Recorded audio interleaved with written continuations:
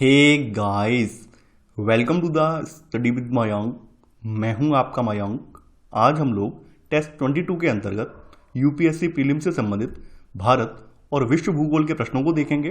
तो चलिए स्टार्ट करते हैं आज का वीडियो। देखते हैं मैं क्या क्या डिस्कस करना है यहाँ पर। आज का पहला प्रश्न है, सिंधु नदी के संदर्भ में निम्नलिखित कथनों पर विचार कीजिए। पूछा गया है कौन सा कथन सही है। यह जम्मू और कश्मीर, उत्तराखंड तथा हिमाचल प्रदेश से होकर प्रवाहित होती है। इसकी केवल 5 सहायक नदियां हैं जिन्हें सामूहिक रूप से पंचनद के नाम से जाना जाता है। भारत में सिंधु हिमालय की नदियों में सबसे पश्चिमी है। इंडस, इसको सिंधु के रूप में भी जाना जाता है और भारत में यह हिमालय की नदियों में सबसे पश्चिमी नदी है। तो आपका तीसरा वाला कथन बिल्कुल सही है। इसका उद्गम जो है वो तिब्बती क्षेत्र में कैलाश पर्वत श्रेणी में बोखरचू के निकट एक हिमनद से होता है। यानी जगह का नाम है बोखरचू और बोखरचू के निकट एक हिमनद से यह निकलती है। भारत में सिंधु केवल जम्मू और कश्मीर से प्रभावित होती है। तो आपका पहला वाला कथन जो है ये गलत हो जाएगा। यहाँ पे लिखा हुआ है जम्मू कश्मीर, उत्तराखंड और हिमाचल प्रदेश। नहीं, भारत में यह केवल जम्मू और कश्मीर राज्य से प्रभावित होती है। इसकी केवल 5 सहायक नदियां हैं। ये कथन भी आपका गलत है क्योंकि यहाँ पे केवल शब्द लगा हुआ है। इसकी जो पंचनद नदियां हैं वो तो हैं ही, यानी झेलम, चिनाब, रावी, व्यास, सतलज, वो तो इसकी 5 नदियां हैं ही। इसके अलावा इसमें अन्य नदियां भी आकर मिलती हैं। अगर हम बात करें सिंधु की सहायक नदियों की तो इसमें हिमालय पर्वत से निकलने वाली नदियां भी हैं, जिसमें श्योक, गिलगित, जास्कर, हुंजा, नुब्रा, शिगार, गास्टिंग और द्रास हैं। और कुछ नदियां यहाँ पर जो हैं सुलेमान पर्वत श्रेणियों से निकलती हैं, जिनमें आप देखेंगे खुर्रम है, तोची है, गोमल है, बिबोवा है और संगर है। यानी कि ये मुख्य नदियां हैं और ये दाहिने तट से आकर मिलती हैं और ये सुलेमान श्रेणी से निकलती हैं। तो आप ये देख रहे हैं कि यहाँ पर केवल 5 सहायक नदियां नहीं हैं बल्कि इसकी अन्य सहायक नदियां भी हैं। तो यहाँ पर आपका सेकंड वाला कथन भी यहाँ पर गलत हो जाएगा। केवल यहाँ पर तीसरा वाला कथन सही है। तो आंसर है आपका पहले का सी, केवल थर्ड। दूसरा प्रश्न है आपका, बहिरुष्णकटिबंधीय चक्रवातों के संदर्भ में निम्नलिखित कथनों पर विचार कीजिए। पूछा गया है कौन सा कथन सही है। बहिरुष्णकटिबंधीय चक्रवात भूमि और समुद्र दोनों पर उत्पन्न हो सकते हैं। बहिरुष्णकटिबंधीय चक्रवात सामान्यतः पूर्व से पश्चिम दिशा में गति करते हैं। बहिरुष्णकटिबंधीय चक्रवातों में वायु की दिशा का प्रतिरूप उत्तरी गोलार्ध में घड़ी की सुइयों की विपरीत दिशा में होता है। बहिरुष्णकटिबंधीय चक्रवात को शीतोष्णकटिबंधीय चक्रवात या वाताग्रीय चक्रवात कहते हैं। चूंकि वाताग्रों का निर्माण भूमि और समुद्र पर दोनों पर हो सकता है, इसलिए बहिरुष्णकटिबंधीय चक्रवात भी भूमि और समुद्र दोनों पर बन सकते हैं। इनकी उत्पत्ति के लिए वाताग्रों के निर्माण की आवश्यकता पड़ती है। तो यहां पर आपका पहला वाला कथन सही है। सेकंड वाला कथन आपका गलत है। यहां पर लिखा हुआ है बहिरुष्णकटिबंधीय चक्रवात पूर्व से पश्चिम दिशा में गति करते हैं। देखिए, पछुआ पवनों के प्रभाव से शीतोष्णकटिबंधीय चक्रवात पूर्व से पश्चिम नहीं बल्कि पश्चिम से लेकर पूर्व की दिशा में गति करते हैं। तो यहां पर आपका सेकंड वाला कथन यहां पर गलत हो जाएगा। बहिरुष्णकटिबंधीय चक्रवात की जो दिशा है, इसकी वायु की जो दिशा है वो उत्तरी गोलार्ध में एंटी क्लॉकवाइज यानी घड़ी की सुइयों के विपरीत दिशा में और दक्षिणी गोलार्ध में क्लॉकवाइज होती है। तो यहां पर आपका तीसरा वाला सही है। यहां पर आपका केवल 1 और 3 कथन सही है। तो आपका सही आंसर है सेकंड का सी, केवल 1 और 3। तीसरा प्रश्न है अब आपका, इंडियन ऑयल कॉरपोरेशन ने हाल ही में प्रयुक्त कुकिंग ऑयल से निर्मित बायोडीजल की आपूर्ति आरंभ की है। इस संदर्भ में बायोडीजल के सम्मिश्रण के संबंध में निम्नलिखित कथनों पर विचार कीजिए। पूछा गया है कौन सा कथन सही है। भारत का वर्ष 2020 तक डीजल में 20% बायोडीजल के सम्मिश्रण का लक्ष्य है। बायोडीजल के सम्मिश्रण को बढ़ावा दिया जा रहा है क्योंकि बायोडीजल तीव्रता से जैव निम्नीकरण योग्य और पूर्णतः गैर विषाक्त होता है। बायोडीजल एक तरल ईंधन है जो वनस्पति तेल का रासायनिक रूप से प्रसंस्करण करके और इसके गुणों में परिवर्तन करके तैयार किया जाता है, जिससे इसे पेट्रोलियम डीजल ईंधन की तरह कार्य करने योग्य बनाया जा सके। भारत की अगर हम बात करें तो जैव ईंधन पर राष्ट्रीय नीति जो 2018 की बनी है, उस नीति के अकॉर्डिंग वर्ष 2030 तक, इन 2030 तक का यहाँ पे लक्ष्य रखा गया है और 2030 तक पेट्रोल में 20%, यानी पेट्रोल में कितना 20% इथेनॉल मिलाना है और डीजल में जो है 5%, डीजल के में 20% नहीं बल्कि डीजल में कितना मिलाना है 5% बायोडीजल सम्मिश्रण का यहाँ पर लक्ष्य रखा गया है। तो यहाँ पर आपका पहला वाला कथन गलत हो जाएगा। सेकंड वाला कथन आपका यहाँ पर सही है। बायोडीजल जो है इसके सम्मिश्रण को बढ़ावा दिया जा रहा है क्योंकि बायोडीजल तीव्रता से जैव निम्नीकरण योग्य और पूर्णतः गैर विषाक्त होता है। तो यहाँ पर आपका सेकंड वाला कथन सही है। गैर विषाक्त होने का मतलब ये है कि जीवाश्म डीजल के रिसाव की तुलना में बायोडीजल का रिसाव बहुत कम जोखिमपूर्ण होता है। तो यहां पर आपका सही जो आंसर है वो है तीसरे का बी वाला, यानी केवल सेकंड। चौथा प्रश्न है आपका, निम्नलिखित असांतत्यों में से कौन सा पृथ्वी की भूपर्पटी और प्रभार के मध्य भूकंपीय सीमा बनाता है? गुटेनबर्ग असांतत्य, मोहोरोविसिक असांतत्य, कॉनराड असांतत्य, लेहमैन असांतत्य। आपने ज्योग्राफी में कोर पढ़ी है, यानी पृथ्वी की जो परतें हैं उनके बारे में आपने पढ़ा है। सबसे ऊपर आपकी क्रस्ट होती है, इसके नीचे आपकी मेंटल आती है और मेंटल के नीचे यहाँ पर जो है कोर होती है। मैं लिखकर इसलिए बता रहा हूँ ताकि आपको चीज़ें याद आ जाएं। जो भूविज्ञान में अगर हम असांतत्य या फिर असंबद्धता शब्द की अगर बात करें, यानी असांतत्य इसको असंबद्धता भी कहा जाता है, तो इसका प्रयोग उस तरह से किया जाता है जिस पर भूकंपी तरंगों का वेग परिवर्तित हो जाता है। आपके क्रस्ट और मेंटल के बीच मोहोरोविसिक असांतत्य पाई जाती है। तो यहां पर आपका सही आंसर है चौथे का बी वाला। गुटेनबर्ग असांतत्य जो है ये पृथ्वी की सतह के नीचे लगभग 2900 किलोमीटर की गहराई पर यह पृथ्वी के क्रोड और प्रवार के बीच पाई जाती है, यानी पृथ्वी के क्रोड और प्रवार के बीच यहां पर आपकी गुटेनबर्ग पाई जाती है। मैं लिख दे रहा हूं, यहां पर आपका गुटेन पाया जाता है, यानी गुटेनबर्ग पाई जाती है। कॉनराड असांतत्य की बात करें तो इसका ये नाम, कॉनराड का जो नाम है, ये एक विज्ञानी हुए हैं विक्टर कॉनराड, इनके नाम पर इनका नाम रखा गया है। इसको ऊपरी और निचली जो महाद्वीपीय भूपर्पटी है इसके मध्य की सीमा मानते हैं कॉनराड को। लेहमैन की बात करें तो लेहमैन आंतरिक और बाह्य क्रोड की मध्य सीमा है, यानी लेहमैन जो है आंतरिक क्रोड और बाह्य क्रोड की जो मध्य सीमा है इसको लेहमैन असांतत्य या लेहमैन असंबद्धता के नाम से जानते हैं। तो यहां पर आपका जो सही आंसर है वो है चौथे का बी वाला। पांचवा प्रश्न है आपका, निम्नलिखित कथनों पर विचार कीजिए। पूछा गया है कौन सा कथन यहां पर सही है? पहला है, वह बिंदु जहां भूकंप के दौरान ऊर्जा निर्मुक्त होती है अधिकेंद्र कहलाता है। सुनामी केवल तभी आएगी जब भूकंप का अधिकेंद्र महासागरीय जल के नीचे होगा। देखिए आपका पहला वाला कथन यहां पर सही नहीं है। वह स्थान जहां से ऊर्जा निकलती है उसे भूकंप का उद्गम केंद्र या फिर इसको फोकस भी कहा जाता है। आपने पढ़ा है इसके बारे में, यानी वह स्थान जहां से ऊर्जा निकलती है वो भूकंप का उद्गम केंद्र फोकस कहलाता है। वैकल्पिक रूप से इसे अवकेंद्र भी कहा जाता है, यानी फोकस को हम यहां पर, इसको एक और नाम है, इसका नाम है अवकेंद्र, ना कि अधिकेंद्र। तो यहां पर पहला वाला कथन गलत हो जाएगा। अब देखिए ऊर्जा तरंगें अलग अलग दिशाओं से चलती हुई पृथ्वी की सतह तक पहुंचती हैं और भूतल पर वह बिंदु जो उद्गम केंद्र के समीपतम होता है उसको अधिकेंद्र कहा जाता है, उसको एपीसेंटर कहा जाता है। और एपीसेंटर पर ही सबसे पहले तरंगों को महसूस किया जाता है और ये फोकस के ऊपर या अवकेंद्र के ठीक ऊपर होता है। तो अधिकेंद्र नहीं बल्कि अवकेंद्र या फिर इसको उद्गम केंद्र कहा जाता है। तो पहला वाला कथन आपका गलत हो जाएगा। सेकंड वाला कथन यहां पर बिल्कुल सही है। सुनामी का प्रभाव केवल तभी उत्पन्न होगा जब भूकंप का जो अधिकेंद्र है महासागरीय जल के नीचे हो और भूकंप की तीव्रता बहुत अधिक हो। तो यहां पर आपका सही आंसर है पांचवें का बी वाला, केवल सेकंड।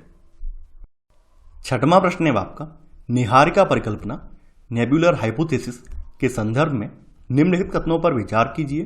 पूछा गया है कौन सा कथन सही है? यह सूर्य की युवावस्था से संबद्ध पदार्थों के बादल से ग्रहों के निर्माण की व्याख्या करती है। इमैनुअल कांट इस सिद्धांत के प्रमुख योगदानकर्ताओं में से एक हैं। पृथ्वी की उत्पत्ति के संबंध में विभिन्न दार्शनिकों और वैज्ञानिकों ने अनेक परिकल्पनाएं प्रस्तुत की हैं। इनमें से एक प्रारंभिक एवं लोकप्रिय मत जर्मन दार्शनिक इमैनुअल कांट का है। 1796 ईस्वी में गणितज्ञ लाप्लास ने इसका जो संशोधन प्रस्तुत किया जो निहारिका परिकल्पना के नाम से जाना जाता है। तो यहां पर आपका सेकंड वाला कथन बिल्कुल सही है, यानी इमैनुअल कांट इस सिद्धांत के प्रमुख योगदानकर्ताओं में से एक हैं। बाद में हालांकि लाप्लास ने इमैनुअल कांट के सिद्धांत में संशोधन किया है और बाद में इसको निहारिका परिकल्पना से प्रस्तुत किया है। पहला वाला कथन आपका बिल्कुल सही है। इस परिकल्पना के अनुसार ग्रहों का निर्माण जो है धीमी गति से घूमते हुए पदार्थों के बादल से हुआ है जो कि सूर्य की युवावस्था से संबद्ध थे। निहारिका परिकल्पना का उपयोग सौरमंडल की उत्पत्ति को समझाने के लिए किया जाता है। तो यहां पर आपका एक और दो दोनों ही कथन सही हैं। तो आपका सही आंसर है यहां पर छठवें का सी, एक और दो दोनों। सातवां प्रश्न है आपका, हाल ही में राष्ट्रीय उन्नत रासायनिक सेल बैटरी भंडारण कार्यक्रम को मंजूरी दी गई है। इस संदर्भ में निम्नलिखित कथनों पर विचार कीजिए। पूछा गया है कौन सा कथन सही है? राष्ट्रीय उन्नत रासायनिक सेल बैटरी भंडारण कार्यक्रम का संचालन नवीन और नवीकरणीय ऊर्जा मंत्रालय द्वारा किया जाएगा। इससे भारत में इलेक्ट्रिक वाहनों के अनुकूलन को बढ़ावा मिलने की उम्मीद है। ACCs उन्नत भंडारण प्रौद्योगिकियों की एक नई पीढ़ी है, जिसके तहत विद्युत को या तो विद्युत रासायनिक ऊर्जा के रूप में या रासायनिक ऊर्जा के रूप में संग्रहित किया जा सकता है और आवश्यकता पड़ने पर इसे पुनः विद्युत ऊर्जा में परिवर्तित किया जा सकता है। इस उत्पादन से जुड़ी प्रोत्साहन योजना इसका प्रशासनिक विभाग भारी उद्योग विभाग है, जो भारी उद्योग एवं लोक उद्यम मंत्रालय के अंतर्गत आता है, न कि नवीन और नवीकरणीय ऊर्जा मंत्रालय के अंतर्गत। तो यहाँ पर आपका पहला वाला कथन गलत हो जाएगा। नहीं, इसका प्रशासनिक विभाग कौन सा है? भारी उद्योग विभाग है। तो यहाँ पर आपका पहला वाला कथन यहाँ पर गलत है। सेकंड वाला जो कथन है ये बिल्कुल सही है। इससे भारत में इलेक्ट्रिक वाहनों के अनुकूलन को बढ़ावा मिलने की उम्मीद है। तो यहाँ पर आपका सेकंड वाला कथन आपका सही है। तो आपका सही आंसर है 7वें का बी, केवल सेकंड। 8वां प्रश्न है आपका, इन क्षेत्रों में एक उजाड़ भूदृश्य होता है जो कभी कभी तीव्र ढलानों से टूट जाता है। यहाँ सतही अपवा का सामान्यतः अभाव होता है, क्योंकि अधिकांश सतही जल भूमिगत हो जाता है। अन्य सेलों पर प्रवाहित होने वाली जलधाराएं चूना पत्थर के ऊपर केवल थोड़ी दूर तक ही प्रवाहित होती हैं और फिर भूमिगत होकर अदृश्य हो जाती हैं। इस क्षेत्र का नाम यूगोस्लाविया के एक जिले से लिया गया है, जहां ऐसी स्थलाकृति विशेष रूप से सुविकसित है। उपर्युक्त गद्यांश में निम्नलिखित क्षेत्रों में से किसे संदर्भित किया जा रहा है? कास्ट क्षेत्र, ज्यूगेन क्षेत्र, इंसेलबर्ग क्षेत्र या कुंग्स क्षेत्र। ठीक है, ये जो विवरण दिया हुआ है, ये विवरण जो आपकी कास्ट स्थलाकृतियां होती हैं उनसे संबंधित है। तो आपका सही आंसर है 8वें का ए वाला। ज्यूगेन क्षेत्र की बात कर लें तो ज्यूगेन क्षेत्र समतल भूभाग होते हैं, जिनमें अधिक कठोर सेलों की परत की सतह के नीचे मुलायम सेलों की एक परत होती है, और पवन घर्षण का प्रभाव इन्हें एक अजीब से दिखने वाले हल से निर्मित गर्तों और लकीरों जैसे भूदृश्य के रूप में परिवर्तित कर देता है। तो ये आपका ज्यूगेन क्षेत्र होता है। इंसेलबर्ग की बात करें तो इंसेलबर्ग जो है एक जर्मन शब्द है। इसका मतलब ये है द्वीपीय पर्वत। इसमें समतल जमीन से अचानक उठने वाली अवशिष्ट पहाड़ियां होती हैं और इनकी अत्यधिक खड़ी ढलानें और गोल सीट्स इनकी प्रमुख विशेषताएं होती हैं। अब बात कर लेते हैं कुम्स क्षेत्रों की। तो देखिए, कुम्स जो क्षेत्र हैं ये चाक की भूआकृतियां हैं, यानी जो आपका चाक पत्थर होता है उसकी भूआकृतियों वाला क्षेत्र है। यहाँ पर सतही जल अपवाह बहुत कम या बिल्कुल नहीं होता है, और घाटियां जिनमें कभी नदियां प्रवाहित होती थी बिल्कुल सूखी होती हैं। तो ये कुम्स क्षेत्र की विशेषता है। तो यहाँ पर आपका सही आंसर है 8वें का ए वाला। 9वां प्रश्न है आपका, इस पर्वत की श्रेणियों की सामान्य दिशा दक्षिण पश्चिम से उत्तर पूर्व है। ये श्रेणियां तेज बहती हुई नदियों द्वारा विच्छेदित होती हैं। ये 12 नदियां हैं और बहुत से जलप्रपात बनाती हैं, इसलिए यहाँ जल विद्युत उत्पादन की क्षमता देश में सबसे अधिक है। इन श्रेणियों में बहुत सी जनजातियां निवास करती हैं, जिनमें से ज़्यादातर झूम कृषि करती हैं। उपर्युक्त गद्यांश में निम्नलिखित श्रेणियों में से किसका वर्णन किया गया है? दार्जिलिंग हिमालय, उत्तराखंड हिमालय, अरुणाचल हिमालय, कश्मीर हिमालय। ये जो विवरण दिया हुआ है ये आपके अरुणाचल हिमालय से संबंधित है। अरुणाचल हिमालय भूटान हिमालय से लेकर पूर्व में दिभू दर्रे तक फैला हुआ है, और इस पर्वत श्रेणी की सामान्य दिशा जो है वो दक्षिण पश्चिम से उत्तर पूर्व है। इस क्षेत्र की कुछ मुख्य पर्वत चोटियों में कांगतू और नामचा वर्मा शामिल हैं। ये पर्वत श्रेणियां उत्तर से दक्षिण दिशा में तेज बहती हुई गहरे गार्ज बनाने वाली नदियों के द्वारा विच्छेदित होती हैं। काबिंग, सुबनसिरी, दिहांग, दिबांग, लोहित यहाँ की कुछ महत्वपूर्ण नदियां हैं। तो आपका सही आंसर होगा 9वें का सी वाला। 10वां प्रश्न है आपका, निम्नलिखित युग्मों पर विचार कीजिए। पूछा गया है कौन सा युग्म यहाँ पर सही सुमेलित है? भूआकृतिक विशेषताएं हिमालय, करेवा भूआकृति कश्मीर हिमालय, दून भूआकृति उत्तराखंड हिमालय, द्वार भूआकृति हिमाचल हिमालय। कश्मीर हिमालय करेवा भूआकृति के लिए प्रसिद्ध है, जो जाफरान की खेती के लिए उपयोगी है। जाफरान केसर की एक स्थानीय किस्म है। तो आपका पहला वाला युग्म यहाँ पर सही सुमेलित है। दून की बात कर लें, दून अनुदैर्ध्य घाटियां हैं और इनका निर्माण यूरेशियन प्लेट और भारतीय प्लेट के टकराने के परिणाम स्वरूप जो वलन उत्पन्न हुए हैं उनसे हुआ है। दून भूआकृतियां आपकी उत्तराखंड में और हिमाचल में पाई जाती हैं। तो आपका सेकंड वाला युग्म भी यहाँ पर सही है। द्वार की बात करें तो द्वार भूआकृतियां आपकी अरुणाचल हिमालय, दार्जिलिंग और सिक्किम हिमालय की विशेषताएं हैं। तो तीसरा वाला युग्म यहाँ पर गलत है।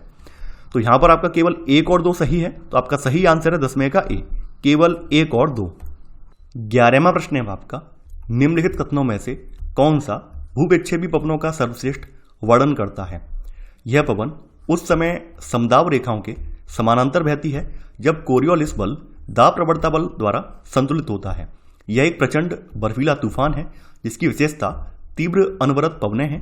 यह पर्वतों, पठारों एवं पहाड़ियों की उच्च ऊंचाइयों से उनकी ढलानों के सहारे नीचे की घाटियों या मैदानों की ओर बहने वाली पवन है। उपरोक्त में से कोई नहीं। देखिए, भूविक्षेपी पवनें वे पवनें होती हैं जो उस समय समदाब रेखाओं के समानांतर बहती हैं जब कोरियोलिस बल दाब प्रवणता बल द्वारा संतुलित होता है। चूंकि भूमध्य रेखा पर कोरियोलिस बल शून्य होता है, इसलिए वहां पर कोई भूविक्षेपी पवनें नहीं होती हैं। तो यहां पर आपका पहला वाला जो कथन है ये बिल्कुल सही है। तो यहां पर आपका सही आंसर है 11 का ए वाला। 12वां प्रश्न है आपका, हाल ही में nature in A globalised world conflict and conservation report सुर्खियों में थी। इसे जारी किया गया प्रकृति संरक्षण हेतु विश्वव्यापी कोष द्वारा, अंतर्राष्ट्रीय प्रकृति संरक्षण संघ द्वारा, संयुक्त राष्ट्र पर्यावरण कार्यक्रम द्वारा या वन्यजीव संरक्षण सोसाइटी द्वारा। देखिए, अंतर्राष्ट्रीय प्राकृतिक संरक्षण संघ IUCN जो है, तो इसने nature in A globalised world conflict and conservation शीर्षक से एक रिपोर्ट जारी की है जो प्रकृति और सशस्त्र संघर्ष के बीच जटिल संबंधों पर यह केंद्रित है। तो यहां पर आपका सही आंसर है 12 का बी वाला, अंतर्राष्ट्रीय प्रकृति संरक्षण संघ IUCN के द्वारा ये जारी की गई है। 13वां प्रश्न है आपका, गार्ज महाखड्ड के संदर्भ में निम्नलिखित कथनों पर विचार कीजिए। पूछा गया है कौन सा कथन सही है। गार्ज का निर्माण अपरदन के नदीय चक्र की युवावस्था के दौरान होता है। गार्ज का निर्माण जलप्रपातों द्वारा अपरदन करते हुए पीछे हटने के कारण भी होता है। कैनियन गार्ज का एक विस्तारित रूप है। गार्ज महाखड्ड और कैनियन बहुत गहरी और सकरी घाटियां हैं। इन घाटियों के दोनों ओर दीवार की तरह खड़ी ढाल होती है। अब देखिए, गार्ज के बारे में आपको NCERT में बताया था। गार्ज लगभग इसके दोनों तरफ, यानी ये आपकी जो घाटी है गार्ज की, ये ऊपर की तरफ लगभग इसकी चौड़ाई बराबर होती है, ऊपर और नीचे की तरफ लगभग बराबर होती है। तो ये गार्ज है। कैनियन कुछ इस प्रकार की हो जाती है। कैनियन का ऊपरी भाग कुछ इस तरह से खुल जाता है, यानी कि गार्ज का विस्तारित रूप कैनियन होता है। तो यहां पर आपका थर्ड वाला बिल्कुल सही है। कैनियन जो है वो गार्ज का एक विस्तारित रूप है। नीचे का हिस्सा कम चौड़ा है और ऊपर का हिस्सा और चौड़ा हो गया। तो गार्ज का निर्माण जो है अपरदन के नदी चक्र की युवावस्था के दौरान होता है। तो पहला वाला कथन यहां बिल्कुल सही है। गार्ज का निर्माण जलप्रपातों द्वारा अपरदन करते हुए पीछे हटने की वजह से भी होता है। तो सेकंड वाला भी सही है। यहां पर आपका 1, 2 और 3 तीनों ही सही है। तो आपका सही आंसर है 13 का डी, 1, 2 और 3। 14वां प्रश्न है आपका, भारतीय उपमहाद्वीप में पवनों के संदर्भ में काल वैसाखी शब्द से आप क्या समझते हैं, ये आपको बताना है। ये बहिरुष्णकटिबंधीय तूफान है जो भारत के उत्तरी भागों में आकस्मिक शीतकालीन वर्षा लाते हैं। ये तीव्र पवनें और प्रचंड तड़क झंझा हैं जो ग्रीष्म ऋतु में बंगाल क्षेत्र में आते हैं। ये दक्षिण पश्चिम मानसून की ऋतु के दौरान अरब सागर में विकसित उष्णकटिबंधीय चक्रवातों को संदर्भित करते हैं। ये उन उष्णकटिबंधीय पूर्वी जट धाराओं को संदर्भित करते हैं जो दक्षिण एशिया के ऊपर क्षोभ मंडल में बहती हैं। काल वैसाखी पश्चिम बंगाल और असम में बैसाख के महीने में शाम को चलने वाली भयंकर और विनाशकारी वर्षायुक्त पवनें हैं। इनकी कुख्यात प्रकृति का अंदाजा इनके स्थानीय नाम काल वैसाखी के नाम से लगाया जा सकता है। इसका मतलब ये होता है बैसाख के महीने में आने वाली तबाही। तो यहां पर आपका बी वाला जो है बिल्कुल सही है। ये तीव्र पवनें और प्रचंड तड़क झंझा हैं जो ग्रीष्म ऋतु में बंगाल क्षेत्र में आते हैं। तो यहां पर आपका सही आंसर है 14 का बी। 15वां प्रश्न है आपका, निम्नलिखित द्वीपों में से कौन से भूमध्य सागर में स्थित हैं। इबिसा, क्रीट, साइप्रस। इसके लिए हम लोग गूगल मैप का यूज करेंगे और वहां पर उनकी लोकेशन देखेंगे। आप यहां पर देख पा रहे हैं ये आपका ग्लोब रहा। आप भारत के उत्तर पश्चिम में चलेंगे, भारत का यानी उत्तर पश्चिम इस साइड में, तो आप इस साइड में जैसे ही चलेंगे तो ये आ जाता है आपका मेडिटेरियन सी। आप देख पा रहे हैं मेडिटेरियन सी अफ्रीका महाद्वीप और यूरोप के बीच में स्थित है। इसको मैं थोड़ा सा जूम कर रहा हूं। इसके एक साइड में, यानी कि यहां पर इसके पूर्व में, ये वाला हिस्सा पूर्व बोला जाएगा, इसके पूर्व में साइप्रस, और ये जो है ये आप जो द्वीप देख रहे हैं ये क्रीट है, ठीक है। और वहीं इसके पश्चिम में यहां पर इबिजा है। ये पश्चिम में ये इबिजा है, आप देख पा रहे हैं, जूम कर दिया, ये इबिजा है। तो आपने इसकी लोकेशन देख ली है यहां पर। तो आपका यहां पर सही आंसर होगा 15 का डी वाला 1, 2 और 3। तो ये था हमारा आज का वीडियो। आई होप आपको आज का वीडियो पसंद आया होगा। तो चलिए आज के लिए बस इतना ही।